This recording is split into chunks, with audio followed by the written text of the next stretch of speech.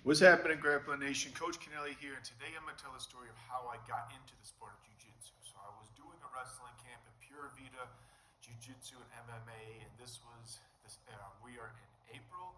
We're going up to summer, so this was not the last summer, but the summer before that. So I was doing a wrestling camp there, and we went from 9 to 12, took a break from 12 to 1, and then we went from 1 to 3 after that. So during that 12 to 1 break, the Jiu Jitsu class came in, and I was sitting around. One of my jobs was to monitor the kids. They were out playing, having some fun. So I look over, I see these older guys doing some stuff, and I was training at the time to go to Vegas. And I was like, hey, what are you guys doing? I could use some training partners. And they said Jiu Jitsu. So we as wrestlers looked over, and we thought we could definitely beat up the whole room instantly, which the bravado ego will lead you to do.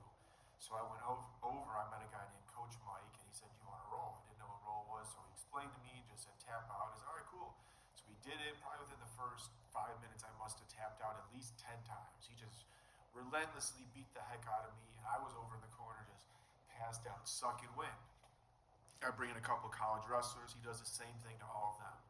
So the next day, something goes on. Camp starts again. Lunch break comes in. The same class comes in. So I go now, and he said, hey, would you like to join the class? So I said, yeah, that's great. I'd love to learn some techniques to help me out, not only being a better coach, to put myself in those athlete shoes, because I hadn't been an athlete with a coach in quite some time at this point. I did a little bit at the Askren Wrestling Academy and the Old Man's Club, but that was a different experience. The level of intensity, and just the way, it was a new club, and the way we were trying to get things molded, we were still learning as we were going. So this was a structure. They've been doing classes for probably a decade plus at that point. So it was fun. I learned the mouse trap, which is a straight arm bar, Kimura, Americana. I'm not sure exactly which one. I think this is Kimura, this is Americana. Could be wrong on that, but I learned different ways to get to the arm. And I got a little bit closer in the roll, still had no defenses. I had no idea what to do when people were attacking me, mostly getting guillotine and things like that. But it intrigued me. It was something new, because in wrestling it was so hard for me to have new things happen. I've been in the positions thousands, if not hundreds of thousands, maybe millions of times. So jiu-jitsu was all completely new. It was like having that caveman doing two stones and eventually seeing a spark. I was like, oh, something happened. Then I go with the other wrestlers, and maybe I start to get some stuff on them because I started taking the classes. So I started taking the classes, get competitive with the people in the class, the hobbyists, the fighters, and I would take that back to my wrestling camps, and during the breaks I would beat up on the college wrestlers, and they would give me really hard matches in wrestling, and I was able to get them in jiu-jitsu until they started training.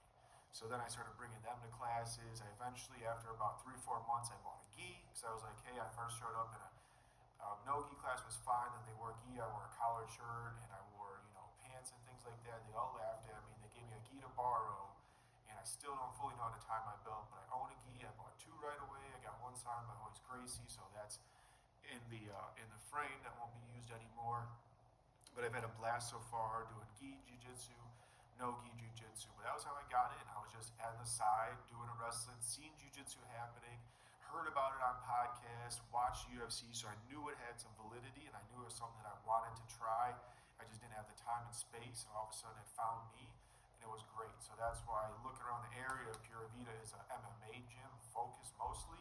So there's probably some better pure jiu-jitsu I could get into, but I'm going to stick true to my roots, at least now, because they were the first ones to open the door to me. They introduced jiu-jitsu to me, and they brought me on the classes, and they're from the Pedro Sauer legacy that goes straight back to Brazil. So I'm still learning a lot. I've had 4 or 5 different instructors now at this point at the gym, which is fun. I've been to a lot of open mats, and I'm taking online courses. So it's taken me a long way. I don't know where it's going to lead in the future, but it's great. And I do believe that if I spend some more time in these positions just as wrestling, I'll be able to get not even as successful as I was in wrestling, but even better than that in jiu-jitsu, because I think it fits my skill set better. So that was how I got in. Let's hear your origin story. Drop it below and make a little video, tag me in it. So thanks for watching. It's peace and much love to you.